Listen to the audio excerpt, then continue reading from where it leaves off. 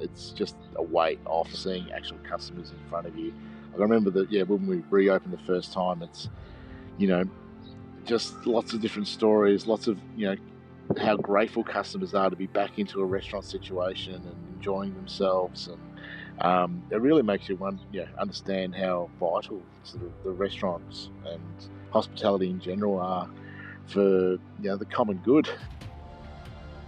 This is the Deep in the Weeds podcast. I'm Anthony Huckstep. The indiscriminate nature of the pandemic meant ego, reputation, and influence meant nothing. It put everyone in the restaurant industry on a knife's edge. But the resilience of the industry as a whole has been incredibly inspiring. With Melbourne finally allowed to begin trading like other Australian cities, what does the future hold for the culinary capital of Australia? Frank Camorra is the owner of Movida restaurants, a group that changed dining not only in Melbourne, but Australia too. Frank, how are you? Good, Anthony. How are you? I'm good. You finally got a date set that you can open the doors and welcome people in. How did it feel when you got that news? Well, I mean, it was almost a little bit surprising, to be honest, because, it wasn't, set in stone that we were going to be able to open before there were, 0 cases. So we were hoping we were going to get a similar sort of result that the regional parts of Victoria did, and looks like we're going in that direction, which, makes us all feel like a lot more confident, especially, with these sort of numbers, or the COVID numbers that are here now. I feel more confident about opening and not fearing that we're going to be closed down again. What sort of impact has this period of time had? It's been such a long time for Melbourne operators to deal with this sort of alternate reality. Has it taken a toll on you and the business? Yeah, I think it'd be silly to say it hasn't taken a toll of it out of everybody, I'd say, because, I was actually speaking to the guys before. I'd almost lost track of how long we've been closed for, but it's been well over 100 days in this second closure, so over 3 months. Wow. Yeah, we opened for just under a month, and there's obviously almost 2 months prior to that. So for the majority of this year, we were, we've been closed as far as our normal operations go, and we've had to sort of do things a little bit differently, but also, deal with frustrations from, staff, customers, suppliers, ourselves, and trying to make the best of a shit situation, basically. What's it like at the moment trying to plan for a reopening? How are you feeling about getting all of the wheels in motion again? It's still a little bit confusing, to be honest. So there's sort of still some mixed messages. There's no concrete rules that have come out from the state government. So we're still trying to sort of navigate that. But we're making assumptions that we are going to be allowed to have 20 people inside. We are going to have some outside dining, and the beauty of that is that we have worked under those conditions before in the first opening, so we know already what works as far as how do we structure a roster, how do we structure a menu, how do we structure our reservations. So we're ready as far as that's concerned because we've had a bit of practice the first time round. But it's really whether there's going to be changes, when we reopen. I'm assuming we'll be wearing masks. Will the same density rules apply? What size tables are the maximum size tables? All that sort of stuff. All the finer details still to be sorted out. What sort of version of Movida and the restaurants that you have will we see in that sort of initial stage? Will it be quite different to what we're used to? It's Movida, I think we want to stick to our guns.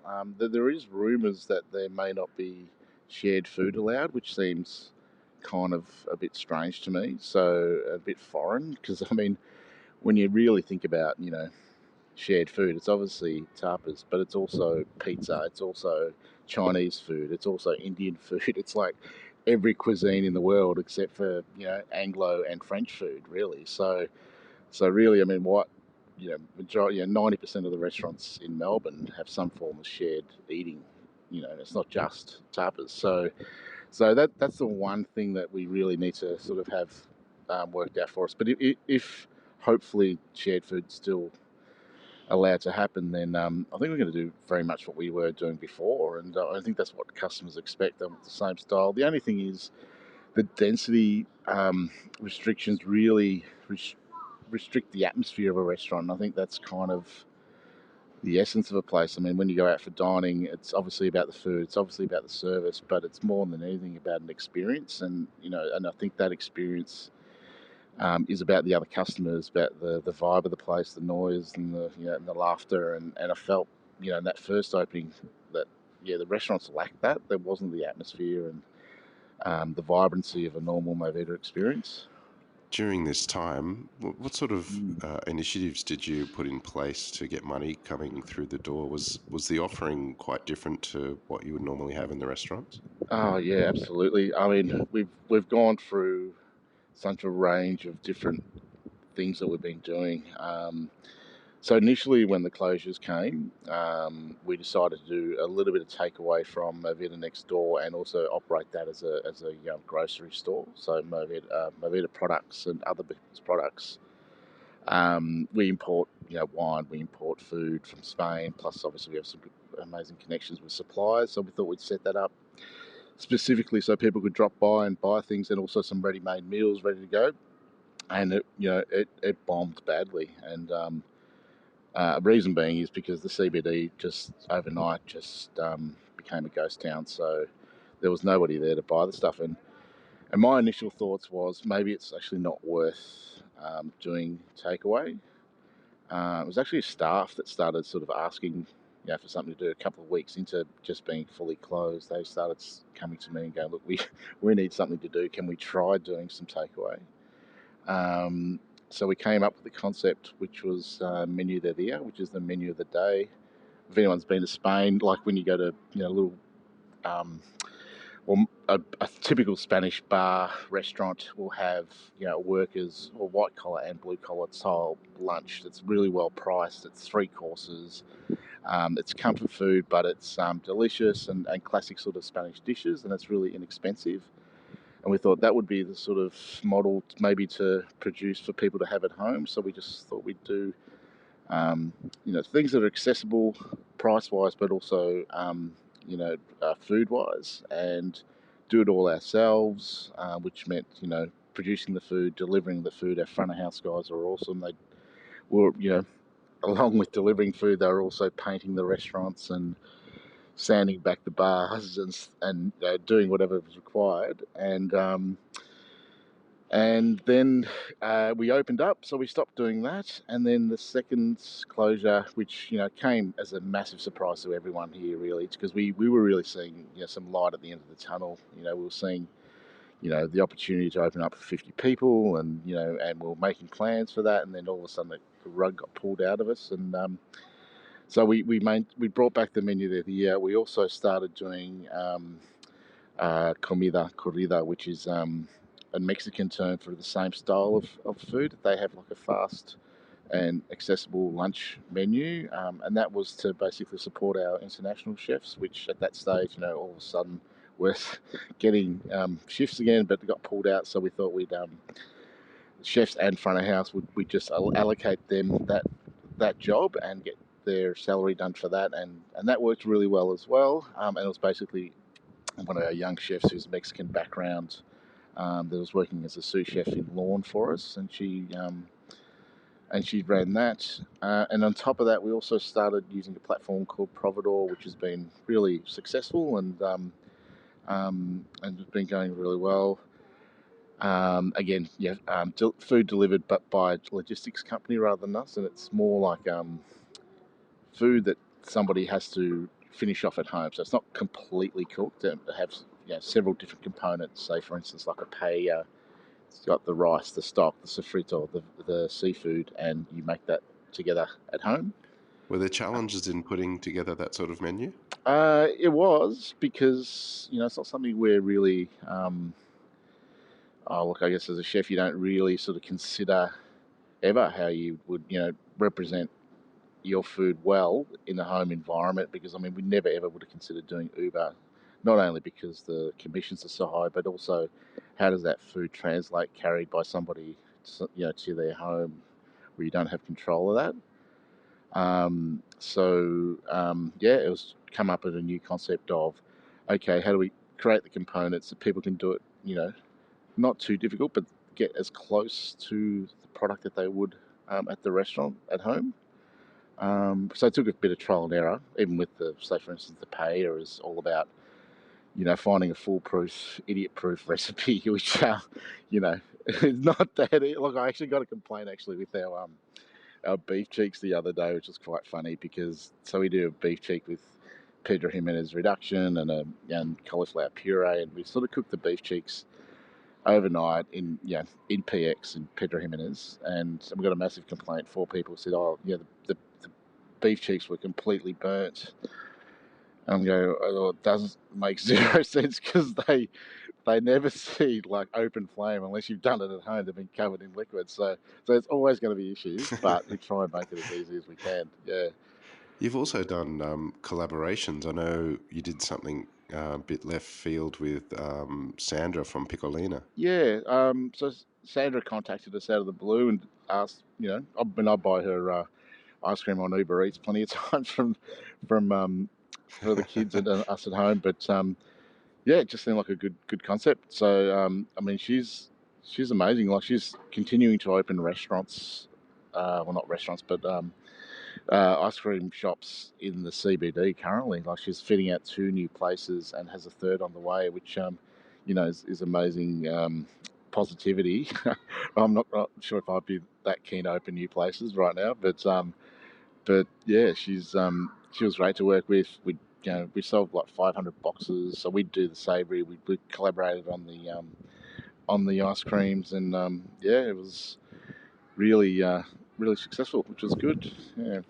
How do you feel about the future of the industry at the moment, given the year that the Melbourne industry's just had?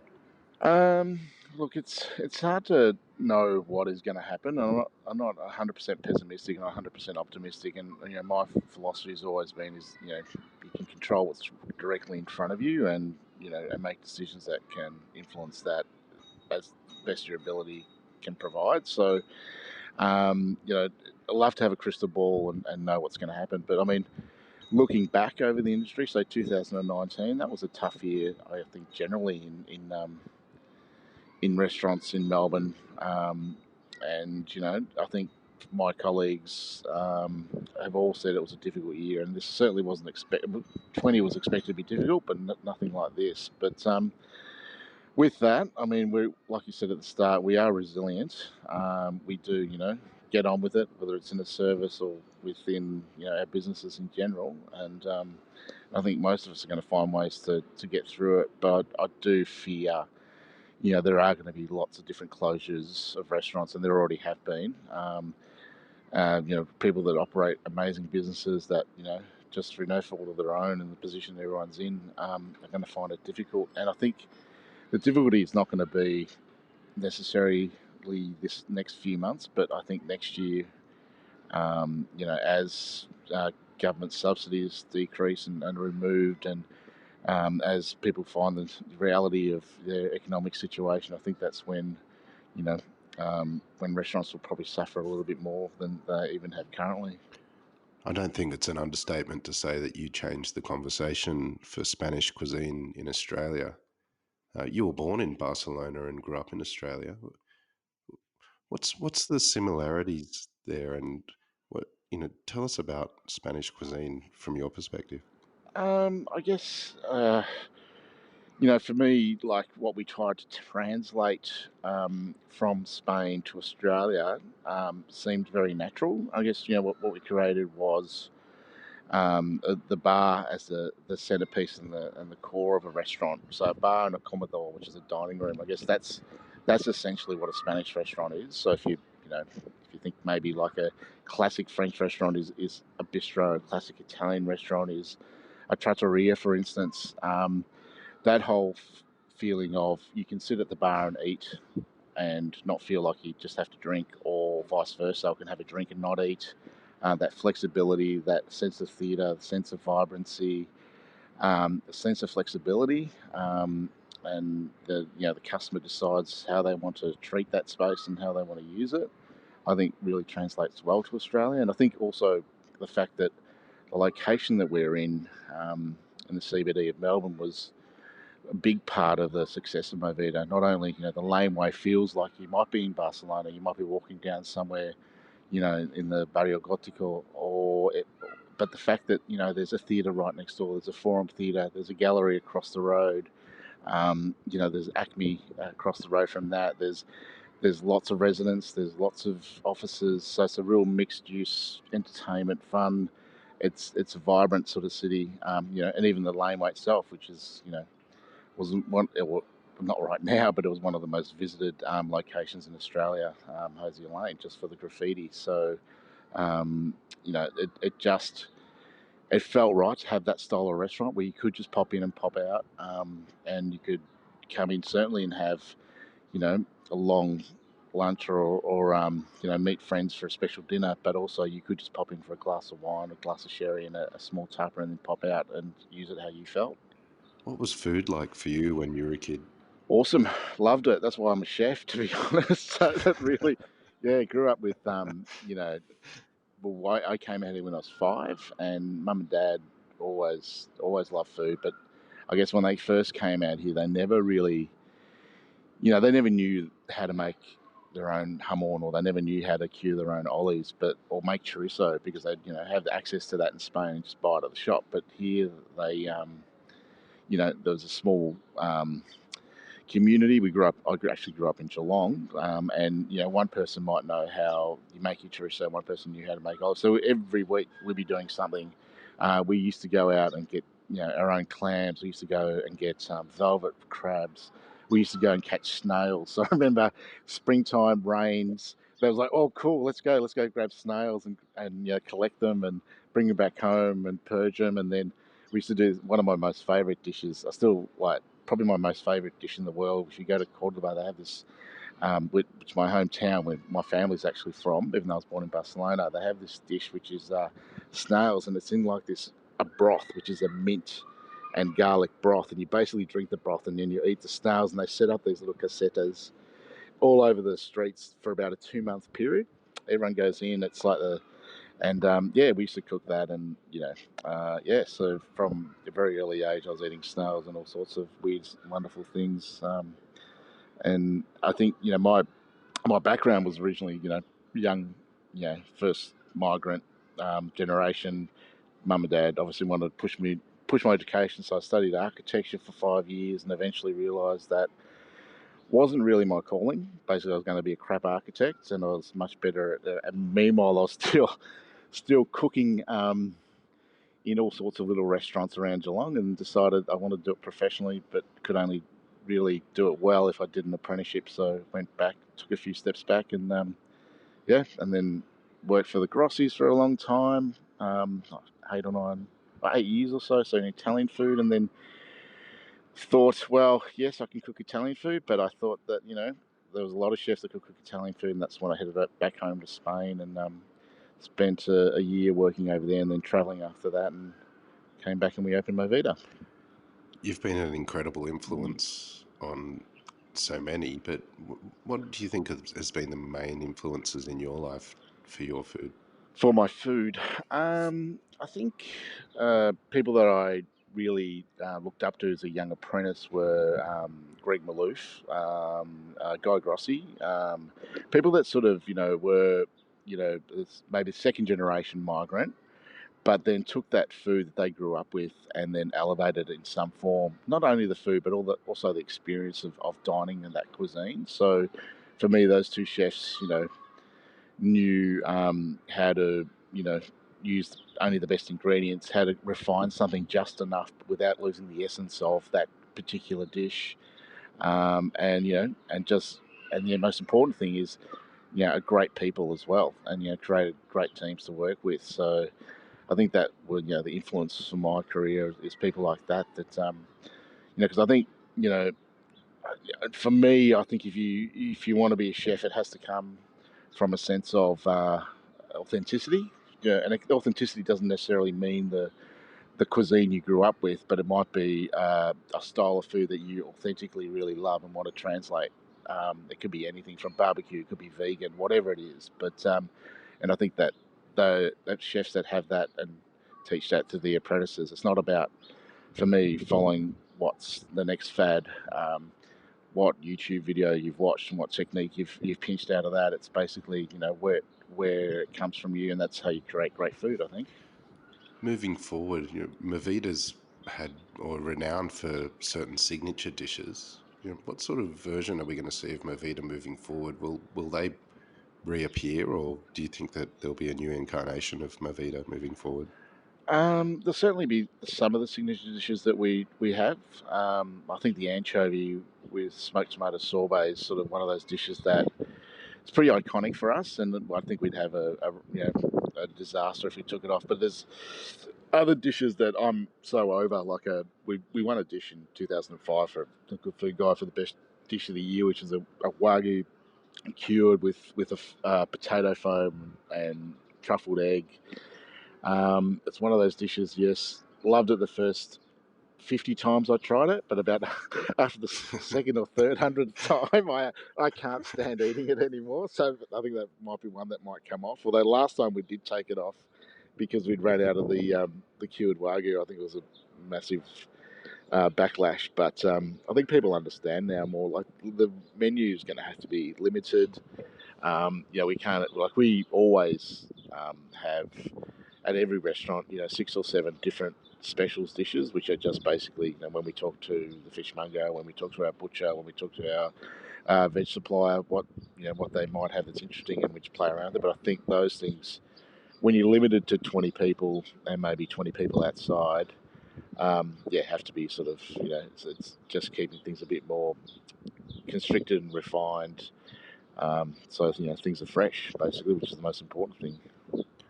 Identity is a real thing in the industry, and successful restaurants are down to the identity of the individuals behind them. What's Movida done for you? Has it changed your life, or has it just been a natural evolution of what you believed in? It's certainly changed my life. I mean, it's allowed me to do a lot of things that I would never have thought, were possible. It's being able to spend 2 months in Barcelona researching a food guide to Barcelona was certainly, pretty amazing, and an opportunity I would never have had otherwise. Same with the other books. With Richard Cornish, who's the co-author, and I spent a month researching 2 different books in Spain, Rustica and Solera, which Solera is the south of Spain. So traveling, meeting amazing people, eating incredible food, stealing their recipes and then readjusting them in Australia was, things like that. Just experiences more than anything else. As Movida's been able to give those to me, which, and through probably any other career wouldn't have been accessible to me. So, and also like my best friends, so people I hang out with are people that I have met through Movida, whether they be business partners, whether they be staff, whether they be customers.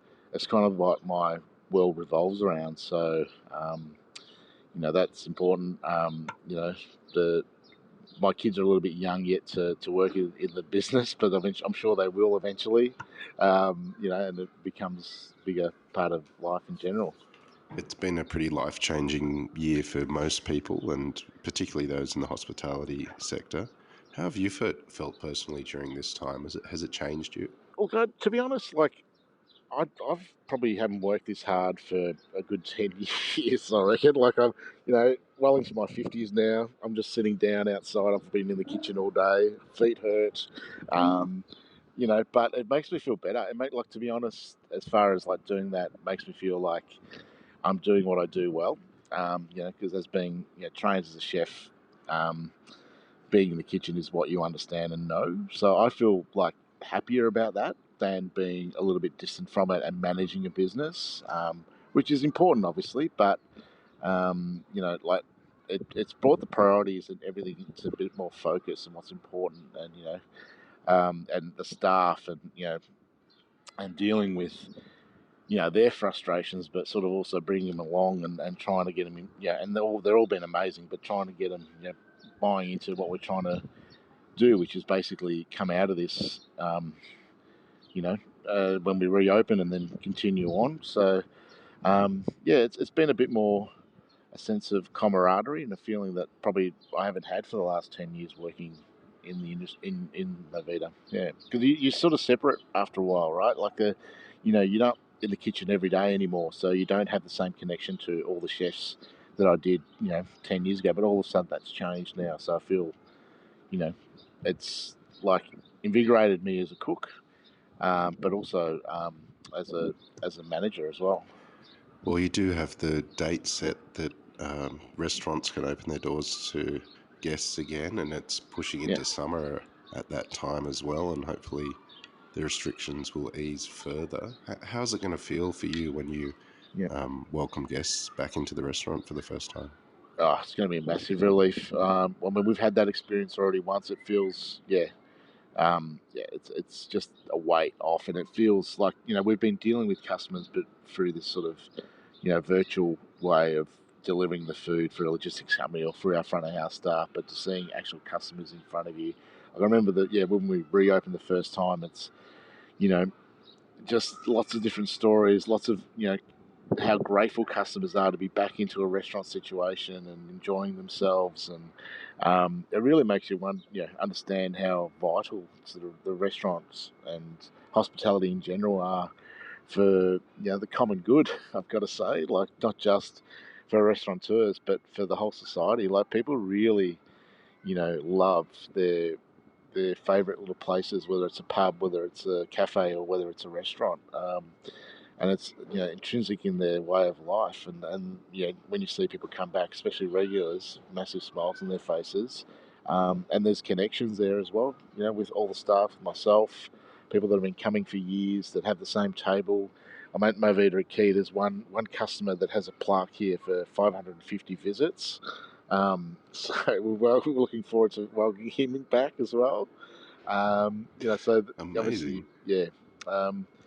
Yeah, I mean, apart from obviously it's progression in keeping the business going, but it's also like a lot of people you haven't seen and you miss, and the feeling of doing what you do and looking after customers.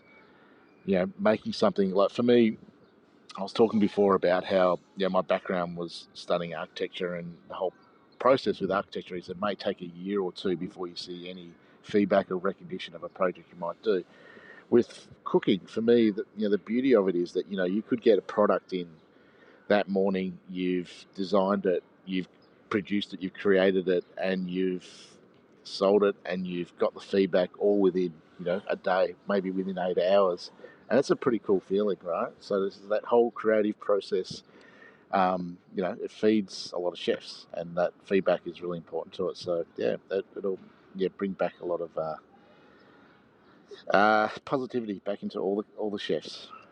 Well, Frank, well, it's only a week and a bit away actually before you can swing the doors open again. It's not long, so good luck. We really loved having you on Deep in the Weeds today. Please keep in touch, and we'll talk again soon. Thank you so much. Pleasure. This is the Deep in the Weeds podcast. I'm Anthony Huckstep. Stay tuned as we share the stories of Australia's hospo community, suppliers and producers in search of hope during this pandemic. Special thanks to executive producer Rob Locke for making this all happen. Follow us on Instagram at Deep in the Weeds Podcast, or email us at podcast@deepintheweeds.com.au. Stay safe and be well.